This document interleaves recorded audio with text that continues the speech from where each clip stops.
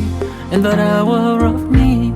When I was so lost, so lonely, you came to me, took my breath away, showed me the right way, the way to lead. You filled my heart with love, showed me the light above. Now all I want. Alhamdulillah Rabbil Alameen, wassalatu wassalamu ala Sayyidil Mursaleen, Sayyidina Muhammad wa ala alihi wa ashabihi ajma'in. Ma ba'd.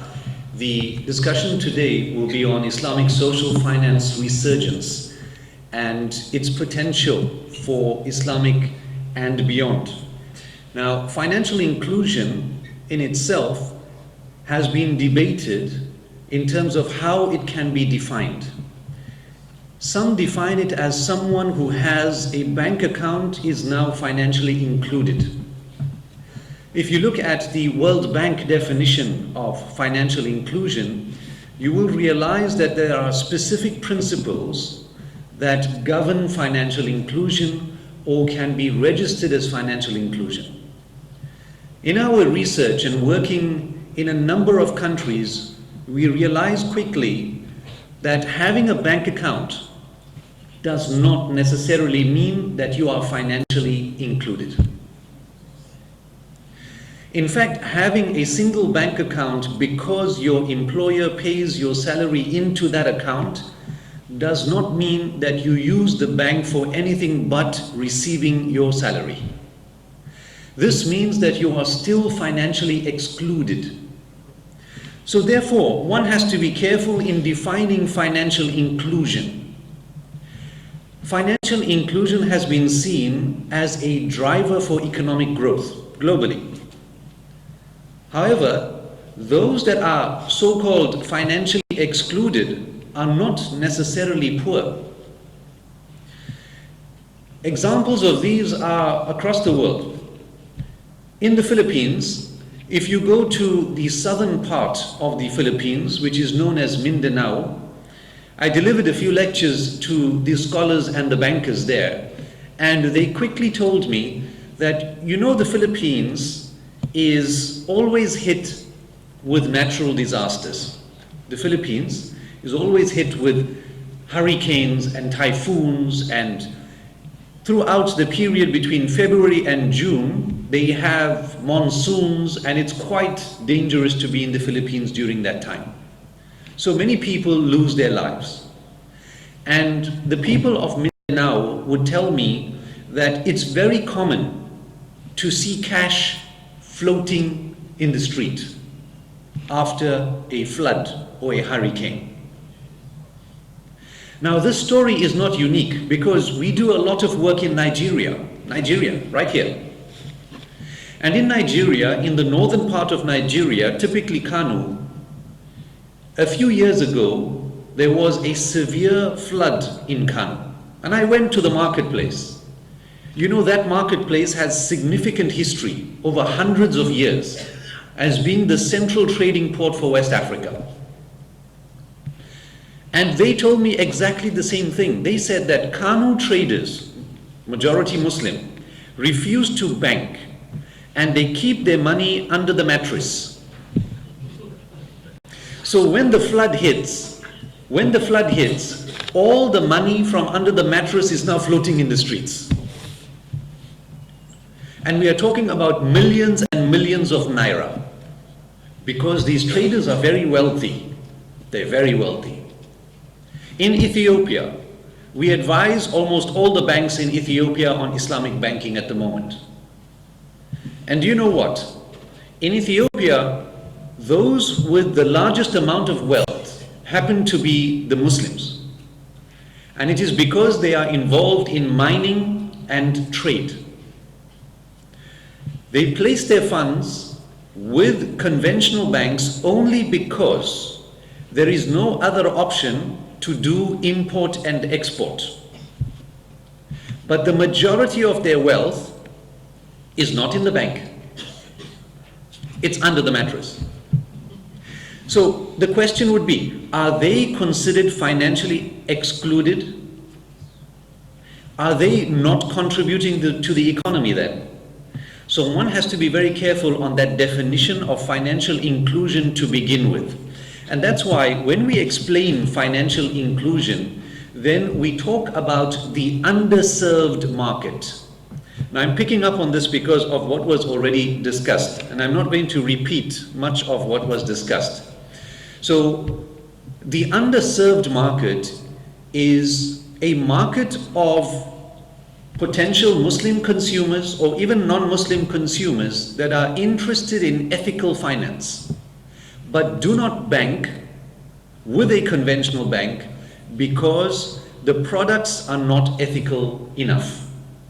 Now, it doesn't mean that he doesn't have a bank account. He has a bank account, but he takes no finance and he does not use investment accounts at the bank. So if you looked at the World Bank data report, you'd find that he is financially included, but in reality he's financially excluded. And we call him the underserved customer. Now, the underserved customer is looking for finance that supports the real economy. He is looking for a bank that delivers the vision of socio-economic empowerment. Because when everyone talked about Islamic finance over the last 40 to 50 years, what did they say? They said Islamic finance promotes socio-economic empowerment. But then when you look at an Islamic bank and a consumer wants financing, then they ask him, can you afford to pay? Do you have collateral? Are you already a wealthy person, in other words, before you can take the finance? Then everyone looks at Islamic finance and says, well, you haven't delivered on the vision. But we say that perhaps there has been a misinterpretation of an Islamic bank. We categorize all Islamic banks as social banks, but that's not true. That's not fair. Conventional banks don't operate like that. You have an investment bank, you have a corporate bank, you have a retail bank, you have a microfinance bank, you have an agro bank. All these banks operate for different purposes. But what do we do as Muslim consumers? We say, you are an Islamic bank, therefore you do not charge interest and you must have a social initiative. Well, one has to be careful because the bank will not survive if it has a pure social initiative that is profit-free. You know, the concept of Islamic banks in many countries is interest-free, therefore free banking. Interest-free, therefore free banking. You see, they don't understand that. No, the banking is commercially driven. It's there to uplift the community, but it's not there as a welfare institution. It is not a charitable institution. So this concept is not well understood. And it will take time before customers understand that. Even in a country like Malaysia, which is the most advanced in Islamic finance, customers still have a problem understanding that an Islamic bank has a different objective at a different level. Islamic microfinance banks support the microfinance industry and have a social objective. But an Islamic investment bank is a venture capitalist and a private equity firm. They have an objective that is to uplift startups into something like Facebook. That is purely a capitalist objective. So we have to judge Islamic banks according to their category. That's the first thing we need to understand. Okay, now we come back to the concept of financial inclusion, and all of these things I'm sure you know already and our honorable speakers have already discussed, so I'm not going to spend time on that. I want to focus on the resurgence of Islamic social finance. Now, given that investment banks are already doing their job, corporate banks and retail banks are already doing their job, banks that offer social finance, those banks do not really exist. Yet this is where Islamic finance started. The Nasser Socialist Bank, known as Mit Ghamir in Egypt, that's where Islamic finance started. And then it was taken over by retail banks like Dubai Islamic Bank and the national or the wholesale bank called IDB, Islamic Development Bank. But in order to fill the gap of social finance, because everyone expects Islamic finance to be a socially driven initiative, then what we are saying is we need to capitalize on the potential of zakat and waqf and sadaqah and takaful, which was already mentioned by our honorable panelists. But I'm going to talk a little bit about this potential and how it can work within an Islamic banking scenario. The largest bank in Malaysia right now, the largest bank in Malaysia has actually contracted us as INCEIF, as a consulting company, to deliver an Islamic social finance set of products for the bank, because they believe that this will take care of the masses, financial inclusion. Now, why are they so interested? Let me tell you about the potential for zakat. The IDB, the Islamic Development Bank, through its research, has identified between $500 billion and $1 trillion US per year in zakat contributions. Did you get that figure? You have to get your mind around that figure, because it's such an enormous figure that in 3 years the entire world will be rid of any poverty if it is used effectively. Currently, the World Bank estimates that you need approximately $3 trillion to eradicate global poverty. $3 trillion. It's not a lot of money if you think about it. The IDB identifies between $500 billion and $1 trillion US per year in zakat alone that is available from the 57 OIC countries, not the whole world. Where is that money? Where is that money? Has it helped us? Have you seen zakat effectively change government socio-economic strategy or infrastructure? Have you seen that? Or have you seen more and more people enter poverty? And there is a massive reason for that. It's a lot of the misunderstanding of how zakat can be used, how zakat can be collected, and that efficient administration of zakat. We did a study in Pakistan. We have a relationship and a partnership with the International Federation of the Red Cross and Red Crescent. Have you heard of them, the Red Cross, Red Crescent? Probably one of the oldest and largest humanitarian organizations in the world. Red Cross and Red Crescent is one organization. They just have different names. Red Cross for non-Muslim countries, Red Crescent for Muslim countries. And they realized very quickly that zakat and waqf have significant potential to eradicate poverty and to help disaster victims. So we conducted a study for them in Pakistan. And this is what we found. In brief, I know we don't have much time. In Pakistan, the government has regulation that says that on the 1st of Ramadan, all savings accounts held in Pakistan will have a deduction of 2.5% for zakat. Did you know that? Interesting. If you have a savings account, then 2.5% will be deducted and moved to a zakat fund, which is managed by a zakat ministry under the government every year on the 1st of Ramadan. Sounds great. Sounds great. Only 6 countries in the world have official zakat ministries. Only 6. 27 countries in the world have zakat institutions. And the majority of the countries in the world don't have anything. They have zakat organizations that just collect and distribute informally. So we went to investigate in Pakistan. We thought, this is a great idea. Let's see how zakat is being used. Let's see how people contribute. You know what we found? Do you know what the people said? The majority of the people we surveyed. They said, just before the first of Ramadan, we take out all our money from the savings account.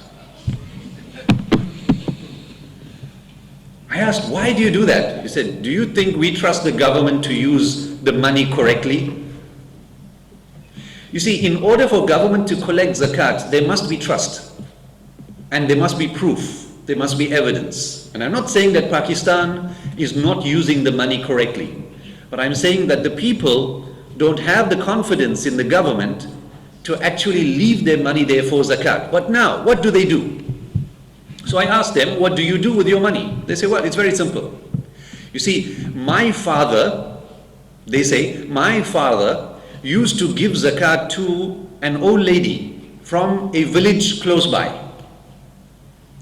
So now he has passed on. Now I pay my zakat to that old lady's son.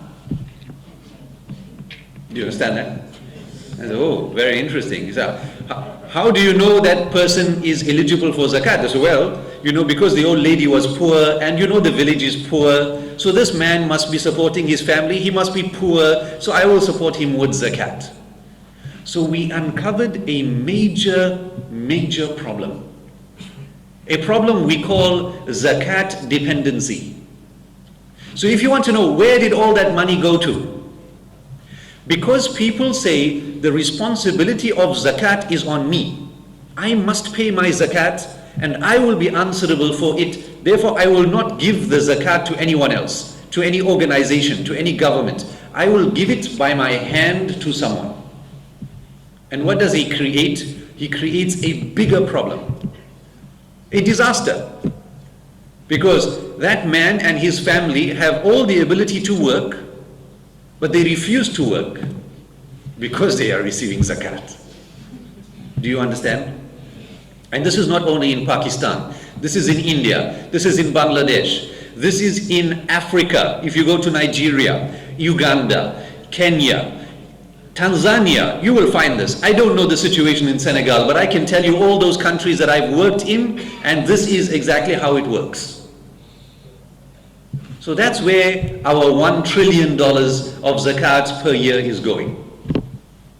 To people that don't deserve it, to people that abuse it, to people that will continuously come and ask you for the money even though it's not required. And they use it primarily for consumption.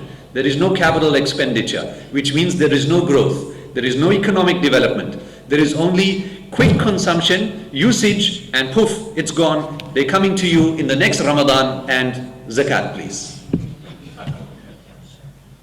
So what we've done is, we at INCEIF have created different zakat instruments, one of which is a blockchain app. A blockchain app that allows for you to collect zakat using a smart app from your phone, and then distributing those funds to eligible participants, recipients, that are listed and verified on a database. And that database ensures that the person that receives zakat this year is not receiving zakat next year. Because there is a plan of action from one zakat year to the other zakat year to get him up and running. Now here I'm not talking about the lowest of the low. You have a percentage which is approximately 5 to 10% of people in the poor range that will always receive zakat every year. They are old, they are infirm, they are sick, they have chronic disease, and there's no chance of them recovering. They will receive zakat. I am not talking about them. I am talking about the rest of the people. I want to give you two quick case studies to understand the potential for Islamic social finance in financial inclusion. One, Indonesia. If you ever want to understand the power of social finance, you have to go to Indonesia. In all my travel and experience, I would have to say that they are the most organized and successful in the use of Islamic social finance. Why? Number one, they have 350,000 cooperatives in Indonesia. Did you get that? 350,000 cooperatives in Indonesia working together to produce coffee, to produce agriculture and many other things so that they can uplift the community. The National Zakat Organization, and I'm just giving you this single case study of what they do. They identify a village. First of all, they have a list of all villages in Indonesia. On the Java island, they know they have 83,670 villages. Do you know how many you have in Senegal? Then, what do? The Zakat organization goes to a village and has 6 pillars. First, what they do is they identify a group of volunteers who have just left school. They bring them for a 6-week program. They train them, go back into the village and do a complete census, statistics. We want to know how much people are earning, what's their age, what's the gender, and we also want to know what their skills are. Are they fishermen? Are they farmers? Once you identify that, in a fishing village, how many boats do they have? If there are 100 fishermen and they have 6 boats, great. We have zakat. We will buy the boats and we will increase it because we know how many boats they need, but it's not finished. We want those fishermen to come for training. They must be trained on sustainable fishing. They must be trained on how to look after this process of fishing. Now take the money and now we buy the boats. So zakat is now being empowering, not just consumption expenditure. They leave the volunteers there to continuously report back to the organization to tell them how successful it's been. So now zakat makes a change. The next case study, Kenya. We helped the Red Cross, Red Crescent in a very unique project to transfer zakat money from Malaysia, $1.2 million, not a lot. The Red Crescent, Red Cross of Kenya took the money and together with government, they found a piece of land, fertile land, to plant seeds. They took the $1.2 million and they bought farmers' packs. They identified all the farmers that needed it. Over 1 million people, about 200 or 300,000 farmers in total. And they gave them each farmers' packs. You got that? Within 3 to 6 months, and this happened over the last year, 2018. It happened in 2018. The farmers planted the seeds, they were trained on how to create sustainable farming methods, and within 3 to 6 months, it began to harvest. Zakat rules were fulfilled because in Zakat we require milkiya, which is ownership. So that was fulfilled, no problem, they got the seeds. But after all of the vegetables started to grow, they realized that they had too much, so much that they've never seen before in their lives. Do you know what they did? Aha! They took out 30%, not 2.5. They said, if it could help us so much, we don't need all of this. Here is 30%. Please help many more people. Help many more people. Now zakat becomes sustainable. It doesn't become just a consumption expenditure. This is where we create sophisticated methods of zakat, and I'm only talking about zakat. Waqf, if we talk about waqf, we'll spend a few days. But I want to tell you one thing about waqf. It is the most powerful financial instrument in Islamic finance. The most powerful financial instrument in Islamic finance. Why? During the Ottoman Empire, remember the Ottoman Empire? 70% of budget, of government budget, was through waqf. 70. This means all social needs, the schooling, the hospitals, any form of training and universities, the provision of trade and bazaars, all of that was through waqf. You understand that? The remaining 30% of government expenditure was tax. And what did they use the money for, the 30%? Defense. The 70% was not touched for defense, only the 30%. This is how it can be. And today, you still have that in Istanbul. If you go to Sultan Ahmed, if you know the Blue Mosque, Suleymaniya Mosque, and all of these places, every masjid is protected by a waqf. The government does not maintain those masjids through their money. They have a bazaar that takes care of the school, the clinic, and the mosque through the money from rentals of the bazaar. The largest bazaar in the whole of Turkey is called the Grand Bazaar. It supports the Blue Mosque. It's owned by the Blue Mosque. So waqf can be exceptionally powerful if it is used correctly.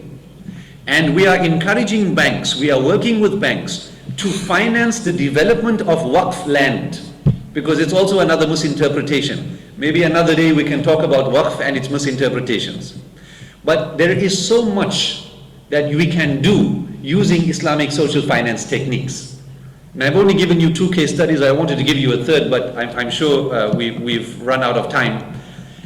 It's important that we understand that the UN SDG 17, you've heard of the UN SDG 17?